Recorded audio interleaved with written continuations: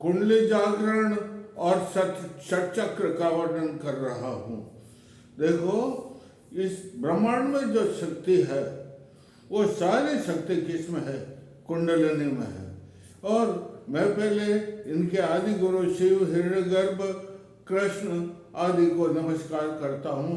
मातेश्वरी कुंडलिनी, जिसका शरीर लाल वर्ण का, लाल वर्ण की साड़ी पहने हुए, मुख कमल के समान है, त्रिनेत्र है, मणिमकुट मुकुट है, एक हाथ में कमल लाल और एक हाथ में जो है सिद्धि का मणि रत्नों से भरा हुआ कलश है। उसका पाँव, बायां पाँव जो है मणि रत्नों से भरे हुए कलश में, मैं उसको नमस्कार करता हूँ। देखो, यद ब्रह्मांडे, जितने ब्रह्मांड में चीजें हैं वो सब जो है कुंडली माता के अंदर वो सारी शक्तियाँ, सारी शक्तियाँ है। देखो, मद्भागवत में लिखा हुआ है कि कुंडली शक्ति के अंदर वो शक्ति है जो है, कुंडली शक्ति ही जो है महाकाली है, महासरस्वती है, महालक्ष्मी, यही रज और तम है और यही सब कुछ है। यही भू, भुव और स्व। भू माने यही इच्छा शक्ति है, भू मन क्रिया शक्ति है, यही ज्ञान शक्ति है। और इसके जागरण करने से वो शक्तियाँ पैदा होती है जिसका वर्णन करना दुर्लभ है। 8 प्रकार की सिद्धियाँ तो प्राप्त होती है, अणिमा, महिमा, गरिमा, लगिमा, दीर्घमा, प्रकाम्य, सीताएं, वसीताएं। इसके अलावा 27 प्रकार की भौतिक सिद्धियाँ। और दूसरे देवता तो सिर्फ जो है भौतिक सिद्धियाँ देते हैं, लेकिन ये भौतिक सिद्धियाँ और आध्यात्मिक सिद्धियाँ दोनों, इससे मोक्ष और धन भी प्राप्त होता है। इसलिए इसका मैं वर्णन कर रहा हूँ। ये जो है, इससे पहले परा से जागृत होती है, तब परा, प्रावाणी, मध्यमा, पश्यंती और वेखरी वाणी प्रकट होती है। और 8 प्रकार की सिद्धियाँ, अनेक प्रकार की सिद्धियाँ प्रकट होती है।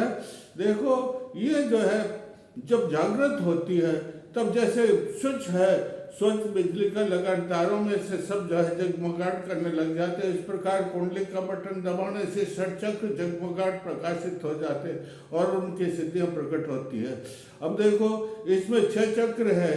जब जागृत होते तो 6 चक्रों को, 7 चक्रों को पार करके परम ब्रह्म से इसका मिलन होता है। देखो, पहला चक्र मूलाधार। मूलाधार का मतलब मूल, ये कहाँ पर मूलाधार? ये हमारा उपस्थ और मलमूत्र स्थान के बीचों बीच के अंदर जो जगह है वहाँ पर मूलाधार स्थित है। इसके अंदर 4 जो है कोण है। इसके अंदर वम, सम, सम, सम, ये 4 बीज, ये मंत्र है। ये 4 पद, एक कमल है, मूलाधार कमल। इसके अंदर 4 पंखुड़ियाँ हैं। उन 4 पंखुड़ियों के ऊपर वम, सम, सम, सम, ये 4 अक्षर हैं। ये 4 अक्षर, ये 4 विद्याएं हैं। और इसका जो है मूल जो है बीज मंत्र है लम, लम, लम, लम उच्चारण करना चाहिए। इसकी देवी काकनी है, इसके पैरी गणेश और देवता ब्रह्मा। ओम ब्रह्मणे नमः, वम ब्रह्मणे नमः, वम ब्रह्मणे नमः, गण गणपते नमः, गणपते नमः जपना चाहिए। इसकी मुद्रिका ये है, देखो, ये अंगुली और ये इसकी मुद्रिका है। सबसे पहले बैच है, षटचक्र का बैच जीव निश्चय कहते हैं। वो सब यह है, इसकी सिद्धि करने से साहस, वीर, साहस और धन की प्राप्ति होती है। इसलिए इसकी सिद्धि करना चाहिए। इसकी कर्मेंद्रिय जो है नासिका है, इसकी ज्ञानेंद्रिय नासिका, कर्मेंद्रिय गुद्रा है। इसलिए इसका मंत्र हमें वम जो है ब्रह्मणे नमः, वम ब्रह्मणे नमः जपना चाहिए। अम्बितमे देवीतमे नदीतमे सरस्वती इसका मंत्र है, जपना चाहिए। दूसरा इसका है स्वादिष्ठान। क्या नाम है? दूसरा इसका स्वादिष्ठान जो है चक्र है। ये स्वादिष्ठान कहाँ पर स्थित है? हमारे नाभि से और मलमूत्र स्थान से ये बीच के अंदर स्थित है।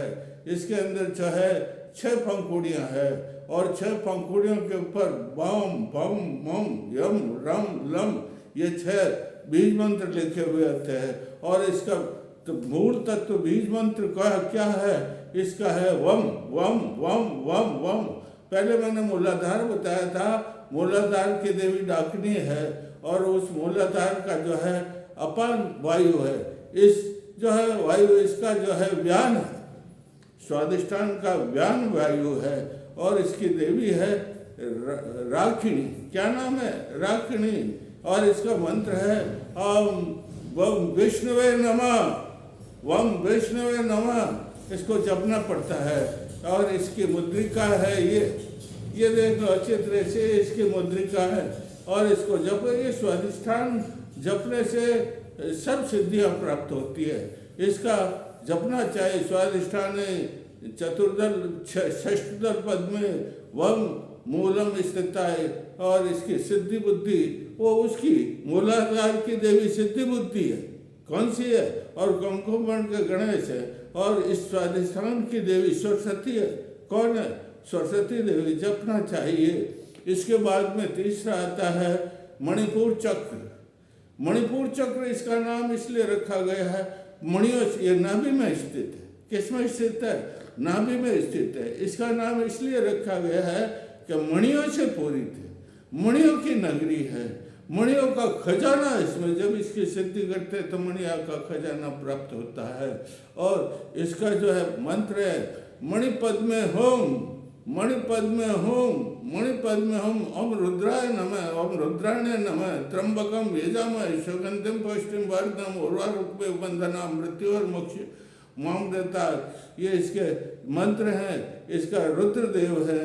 इसके देवता कौन है? रुद्र हैं। इसकी देवी रुद्राणी है। यूं लाकनी कही जाती है। इसमें समान वायु सब जगह, सारे शरीर में रक्त वगैरह आपन जो प्रसारित हुआ वीर, ये सब ये समान रूप से प्रसारित करता, इसलिए समान वायु है। इसकी मुद्रिका ये है, देख लीजिए अच्छी तरह से। इसकी मुद्रिका ये है, इसलिए इसको जपने से सर्व सिद्धियाँ प्राप्त हो जाती है। और इसके अंदर तट सूर्य भगवान का राम रीम राम स सूर्याय नमः, राम रीम राम स सूर्याय नमः जपना चाहिए। और ये सबसे बड़ा जो है, सब ये नीचे के चक्रों को और ऊपर के चक्रों को संतुलन बनाए रखता है। ये जो है जल और ये वायु का संतुलन बनाए रखता है। ये जो चौथा चक्र है स्वादि अनाहत चक्र। अनाहत का मतलब अनहद, जिसको सीमा नहीं है, हृदय के अंदर है। किसके अंदर? जहाँ पर ये दोनों वसलें मिलती है स्थान, उसके हृदय के अंदर ही है। इसको हृदय चक्र भी कहते हैं। इसमें 10 इसमें जो है मणिपुर में तो 10 पंखुड़ियाँ पम फम, लेकिन इसमें 12 कितने होती है? 12 जो है अक्षर, 12 दल है। 12 दल के ऊपर कम खम गम गम रम चम छम झम झम यम और टम ठम, ये 12 जो है मंत्र हैं। ये 12 विद्याएं हैं। इसका बीज मंत्र है यम। कौन सा बीज मंत्र है? यम यम यम यम यम। इसका बीज मंत्र, इसको जपने से सिद्धि प्राप्त होती है। इसके अंदर जो है ये इसकी मुद्रिका है। कौन सी इसकी मुद्रिका है? सीताराम जी इसके देवता हैं। इनका जपन करना चाहिए। इसका जपन करने से सिद्धि प्राप्त हो। और जब अनाहत की सिद्धि प्राप्त, कहते हैं इसमें ये दल तो है ही, इसमें जो है 12 दल का पंखुड़ी वाला कमल तो है, लेकिन कहते हैं अष्टकमल का और भी है। इस अष्टकमल के अंदर भी साधना करने से इसकी जागृति शीघ्र ही प्राप्त हो जाती है। और जब जागृत हो जाता है उसका कई प्रकार की सिद्धियाँ प्राप्त होती है। मनुष्य ज्ञानवान बन जाता है।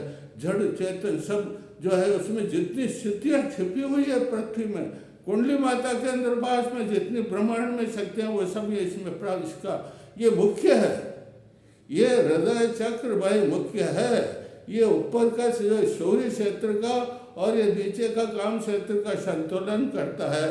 इसको कोटि कोटि नमस्कार। उसके बाद में ये विशुद्ध चक्र आता है। 5 कौन सा चक्र है? पंचम चक्र है विशुद्ध। इसका नाम विशुद्ध इसलिए है कि आत्मा के ऊपर जितने भी मल है, काम क्रोध मद प्रमाण विप्रय विकल्प स्मृति निद्रा, ये जितने भी मल है, क्लिष्ट है, ये वृत्तियां है, सब वृत्तियां नष्ट हो जाती है। और सब वृत्तियां नष्ट होकर के उसके ऊपर जो आवरण है, ढक्कन है, वो इन वृत्तियों का ढक्कन नष्ट हो जाता और आत्मा बिल्कुल विशुद्ध हो जाती है। इसलिए इसका नाम है विशुद्ध। क्या नाम है इसका? विशुद्ध नाम है। और इसकी देवी शाकिनी है। कौन सी देवी है? इसकी शाकिनी है। इसके मंत्र हैं ओम आम ईम ईम ऊम ऊम रिम रिम रिम रिम एम ऐ ओम औ अं अह। ये इसके मंत्र हैं भाई। षोडश जो स्वर वो इसके मंत्र हैं, इनका जाप करना चाहिए। इसमें बीज मंत्र है हम। कौन सा बीज मंत्र है? हम हम हम हम हम हम जपना चाहिए। और शुद्ध स्फटिक का इसका जो वाहन है हस्ती। क्या वाहन है? हस्ती है। और इसका शून्य यंत्र है। कौन सा यंत्र है? इसका शून्य यंत्र है। और प्राण शक्ति है। कौन सी शक्ति है? प्राण शक्ति है। इसमें जो है 3 देवियों का निवास है, लक्ष्मी का, सरस्वती का और काली का। इन 3 देवियों का मंत्र जपने चाहिए। वद वाग वाग निस्वा सरस्वती का, श्री ह्रीं क्लीं महालक्ष्मी नमः लक्ष्मी का, एम ह्रीं क्लीं चामुंडाय विच्छ नमः। यह मंत्र जपने से सिद्ध जागृत हो जाता है। और ये जागृत होने से समझ लीजिए आपको सारी सिद्धियाँ, जितनी भौतिक सिद्धियाँ, कौन सी सिद्धियाँ? भौतिक सिद्धियाँ जितनी भी अणिमा गर्मा, ये सब सिद्धियाँ इससे प्राप्त हो जाती। और ऊपर के यंत्रों से तो आध्यात्मिक सिद्धियाँ प्राप्त होती है, लेकिन इनसे जो है अध्यात्म भौतिक सिद्धियाँ प्राप्त होती है। और इसको सिद्ध करने से संप्रज्ञात समाधि प्राप्त हो जाती। कौन सी समाधि? संप्रज्ञात होती है। 17वां पतंजलि योग में 17वां सूत्र है, वितर्क विचारानंद आनंद अस्मिता। ये विचार वितर्क सविचार निर्विचार आनंद समाधि अस्मिता समाधि प्रकृति दे विदेह प्रकृति लया। और ये सब समाधियाँ इसमें किसमें? इस चक्र को, कौन से चक्र को? विशुद्ध चक्र को जो है प्राप्त करने से ये सब अविश्वास, इसमें सब वृत्तियों का दमन होता है। संप्रज्ञात समाधि का मतलब ही होता है जितनी भी सिद्धियाँ होती, जितनी भी वृत्तियाँ होती है, मैंने वृत्तियाँ बताया, ये प्रमाण विप्रय विकल्प स्मृति निद्रा, इसके अलावा भी 9 विघ्न है। और इसके अलावा 5 उनके सविघ्न है, सब नष्ट हो जाते हैं। इससे विशुद्ध हो जाता है। ये संप्रज्ञात समाधि है। इसमें संप्रज्ञात समाधि लगती है। संप्रज्ञात का मतलब इसमें वृत्तियों का दमन होता है, लेकिन वृत्तियाँ विनष्ट नहीं होती है। और आगे का चक्र बता। और इसमें जो त्राटक करना चाहिए, क्या करना चाहिए? सूर्य त्राटक करना चाहिए। सूर्य त्राटक का मतलब यह होता है कि उसमें जो है सिद्धि प्राप्त हो जाती है। उसके बाद में देखो ये आज्ञा चक्र है। कौन सा चक्र है? ये यहाँ पर है। कहाँ पर? ये दोनों भवें हैं, दोनों के बीच में अस्थि का आवरण है। अस्थि के बोयर की गुटली के समान जो है ग्रंथि है, वो यहाँ पर है। इसको आज्ञा चक्र कहते हैं। जो आज्ञा चक्र सिद्ध कर लेता है वो आज्ञा देता है, वो साधक सिद्ध योगीश्वर बन जाता है और आज्ञा देता है। क्या आज्ञा देता है? कि ये काम करो, वो काम हो जाता है। और उसकी वाणी वाचा सिद्ध। वाचा सिद्ध का मतलब जो वचन सिद्ध कहलाते हैं, कहते हैं नहीं वो फलाने साधक तो वचन सिद्ध। वचन सिद्ध का मतलब उन्होंने जो मुँह से कह दिया वो सत्य रूप में प्रकट हो जाता है। और इसके अंदर त्राटक करना पड़ता है। कौन सा त्राटक? सूर्य त्राटक। कौन सा त्राटक? सूर्य त्राटक। ओम मंत्र है इसका। कौन सा मंत्र है? ओम ओम ओम ओम ओम ओम स्व। और सोहम भी। कौन सा मंत्र है? सोहम सोहम सोहम सोम। बिल्कुल शुद्ध होकर के स्नान करके पूजा की सब सामग्री लेके आज्ञा चित्र का कुंडली माता का फोटो लगा करके और फिर आप जपना शुद्ध करो सोहम सोहम सोहम। अरे सोहम में तो इतनी शक्ति है कि जो आपकी इच्छा आप प्रकट करते हो बनाना चाहिए, प्रकट होना वो प्रकट। लेकिन भाई नेगेटिव विचार नहीं करना चाहिए। इसमें तो सकारात्मक विचार ही होना चाहिए। अगर आप नेगेटिव विचार करते हो कि वो मेरे सामने आकर उपस्थित हो जाए तो उपस्थित हो जाता, उससे नुकसान हो जाता। इसलिए कभी आज्ञा चक्र सिद्धि करने पर 100 मंत्र जपना चाहिए। 100 मंत्र की सिद्धि हो जाती है तो उसमें सकारात्मक विचार रखना चाहिए। ये आज्ञा चक्र के त्रिपुटी भी कहते हैं। इसमें 3 नाड़ियाँ जो आती हैं, ईड़ा पे हिला रही है, चक्र का जो है स्तंभ जो मेरुदंड कहलाता है। क्या कहलाता है? ये मेरुदंड के अंदर सुषुम्ना नाड़ी है। सुषुम्ना नाड़ी के अंदर चित्रा, वज्रा, विरजा और ब्रह्म नाड़ी। ये ब्रह्म नाड़ी के अंदर ये सुषुम्ना के अंदर इच्छा चक्र है। कितने? मूलाधार, स्वादिष्ठान, मणिपुर, अनाहत, विशुद्ध। और ये आज्ञा चक्र, ये 6 चक्र किसमें? सुषुम्ना नाड़ी में है। किसमें? ये सुषुम्ना नाड़ी के देखो खोखले, ये इसके अंदर चित्रा, वज्रा, विरजा और ब्रह्म नाड़ी। कौन सी नाड़ी है? ब्रह्म नाड़ी। इसको त्रिपुटी, यहाँ गंगा, यमुना और सत्यपति मिलता है। कुंभ का मेला लगता है, कुंभ के मेले के अंदर स्नान करने से सब पाप विनष्ट हो जाते हैं। इसी प्रकार इस यहाँ त्रिपुटी है, तीनों का संगम है। यहाँ स्नान करने से, यहाँ 100 मंत्र का जप करने से सारे पाप विनष्ट हो जाते हैं, मनुष्य बिल्कुल शुद्ध हो जाता है। और आज्ञा चक्र ही 6 चक्रों का बेस है। 6 चक्रों का क्या है? बस वो स्तंभ है 6 चक्रों का। मणिमुकुट जिसे कहना है, जैसे किसी आदमी का, किसी देवी का सिर पर रखा मोहनियों का मुकुट होता है, वो शिरोमणि होता है, उसी प्रकार आज्ञा चक्र 6 चक्रों का। कितने चक्रों का? 6 चक्र ही कहलाते हैं। लेकिन मनुष्य चक्र अलग है। इसके अंदर विशुद्ध चक्र के अंदर एक मनुष्य चक्र भी होता है, एक लग्ना चक्र के इसके अंदर होता है। और यूं तो चक्र 108 है। कितने चक्र हैं? लेकिन 108 है। लेकिन इनके ऊपर ये देखो, आज्ञा चक्र से लेकर सहस्रार, आज्ञा चक्र के ऊपर कौन सा चक्र है? सहस्रार चक्र। लेकिन आज्ञा चक्र से और सहस्रार चक्र के बीच में बिल्कुल संकड़ी घड़ी है। बिल्कुल संकड़ी घड़ी के अंदर 8 और चक्र हैं। कौन से चक्र है? बिंदु, अर्धेंदु, नादान और निरोधिका, व्यापिका, शक्ति, नीलालंब, शमनी, उन्मनी, सहस्रार और इसके ऊपर ब्रह्मरंध्र और उसके परम ब्रह्म होता है। सहस्रार में परम ब्रह्म से मिलन होता है। आज्ञा चक्र से लेकर सहस्रार के बीच में 10 चक्र होते हैं। देखो, बिंदु, अर्धेंदु, नारायण, निरोधिका, ज्ञान चक्र, सोम चक्र, शक्ति चक्र, निरालंब चक्र, शन्मनी, शमनी, उन्मनी और उसके बाद में सहस्रार और उसके ऊपर ब्रह्मरंध्र। और ब्रह्मरंध्र के अंदर परम ब्रह्म का निवास होता है। माता कुंडली 8 चक्रों को पार करके किस में पहुंचती है? ब्रह्मरंध्र में पहुंचती है। इस ब्रह्मरंध्र के अंदर जो है, ये कहाँ पर है? ब्रह्मरंध्र में, ब्रह्मरंध्रे सहस्रदल पद में, इसमें सहस्र, इस ब्रह्मरंध्र के कमल के अंदर कितने?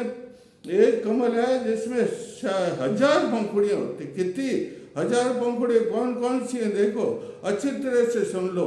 ओम, आम, ईम, ईम, ओम, ओम, रिम, रिम, लिम, लिम, एम, ऐ, ओम, औ, अंग, अ, कम, खम, गम, गम, रम, चम, छम, झम, झम, यम, टम, ठम, डम, ढम, नम, तम, थम, दम, धम, नम, पम, फम, बम, भम, मम, यम, रम, लम, सम, सम, हम, लम, शम इति विशंति वारोध। ये इतस जो है, ये 20-20, एक में 20, ये 20 लड़ियाँ। कितनी लड़ियाँ? यहाँ पर 20 लड़ियाँ है। 20 लड़ियों को 50 से, ये मैंने बोला वो 50 है, इनको गुणा कर लो, 1000 हो जाते। ये 1000 पंखुड़ियों के ऊपर ही 20 लड़ियाँ है, इसलिए इनको सहस्र। सुषुम्ना जाती है ना ऊपर, सुषुम्ना सहस्र भाग में, कितने भाग में? 1000 भाग में बढ़ जाती है, स्नायु बन जाता है सूक्ष्म से सूक्ष्म, इसलिए इसको सहस्र कमल कहते हैं। सहस्रारे आनंद समुद्र मध्य, और इसके अंदर आनंद समुद्र है और पूर्ण चंद्रमंडल है। कौन सा? उस चंद्रमंडल के अंदर जो है निर्वाण अमा कला है, निर्वाण कला है, महाशक्ति है। महाशक्ति ऊपर नाद है, उसके ऊपर नादांत है, और उसके ऊपर अलग अलग जो है शिव भक्त शिव की भी उपासना करते हैं। और वैष्णव भगत विष्णु के ओम विष्णु नमः, ओम नमः शिवाय, हरिहर हरिहर का मंत्र जपते हैं। पराशक्ति जो है माता कुंडली के मंत्र जपते हैं। और जो है योगिंद्र होता है, वो अनेक प्रकार के, इस प्रकार अलग अलग संप्रदाय। अरे गुरु बनाया जाता है इसमें, गुरु चाबी देता है। गुरु की पूजा की सबसे बड़ी किसकी? 4 संध्याएं हैं। कितनी संध्याएं हैं? कौन सी 4 संध्याएं हैं? देखो मैं बता देता हूँ। प्रातःकाल ब्रह्म मुहूर्त कहलाता, उसके बाद में 12 बजे का दोपहर का मध्याह्न का समय, उसके बाद सायंकाल, उसके बाद में 10-11 बजे का रात्रि का समय। ये 4 संध्याएं हैं। 4 संध्याओं के अंदर शुद्ध होकर के गुरु का फोटो लगा, और गुरु भाई उसे बनाना चाहे शुद्ध योगेश्वर हो, ये नकली धूर्त वगैरह को से नहीं हो। और प्रतिदिन जाकर के गुरु के चरण स्पर्श करना चाहिए, गुरु के दर्शन करना चाहिए, और इससे सिद्धि प्राप्त होती है। अगर गुरु उसी शहर में है तो उनके जाकर के दर्शन करो, और अगर गुरु दूर है तो सप्ताह में एक बार जाइए, उससे भी ज़्यादा दूर है तो महीने में एक बार अवश्य किसी गुरु के पास जाकर के उनके दर्शन करना चाहिए। उनकी फोटो घर में रखना चाहिए, उनकी फोटो की रोज पूजा करना चाहिए। अरे गुरु प्रसन्न। और एक और बात है भाई, जब आप ध्यान में बैठते हो और गुरु की पूजा करते हो तो नख में ध्यान करो। पाँव का नख होता है वो दर्पण होता है, उसमें गुरु के दर्शन होते हैं। किसके दर्शन? और मन में विचार करो कि मेरे गुरु में जितनी आध्यात्मिक शक्ति का प्रकाश है वो मेरे नख से प्रपुष्टित हो रहा है और मेरे शरीर में जो है प्रस्तुत हो रहा है, और मेरा शरीर भी ज्ञानमय, प्रकाशमय, धनमय, वैभवमय, सारी शक्तियों से। इतनी गुरु के पास शक्ति होती है सहस्रार में। कौन से? सहस्रार को सिद्ध करने के लिए ओम तो मंत्र जपना ही पड़ता है। देखो ओम ओम ओम ओम जपते, देखो ओम में क्या, ओम में सारे ब्रह्मा भी है, विष्णु भी है, महेश भी है, और ब्रह्मा में 3 गुण भी है, रज तामस राजस तम, और इसके अंदर जो है सारी शक्तियाँ, जितनी जो शक्तियाँ वो सब इसमें है। इसलिए ओम मंत्र जपना चाहिए। ओम मंत्र भी नित्य प्रति कम से कम 1000 तो नित्य ही ओम के जप करना चाहिए। 1000 इसके नित्य के ओम जपने से आपको सिद्धि प्राप्त होती है। ये 6 चक्रों का नहीं, 7 चक्रों का वर्णन मैंने किया है। सब इसमें समाधि लगती है, असंप्रज्ञात समाधि लगती है। असंप्रज्ञात समाधि का मतलब परम ब्रह्म से मिलन होता है, मोक्ष होता, पुनर्जन्म नहीं होता। आगे के मंत्र और भी मैं कल बताऊंगा। बोलिए जय सिया राम, जय सिया राम, जय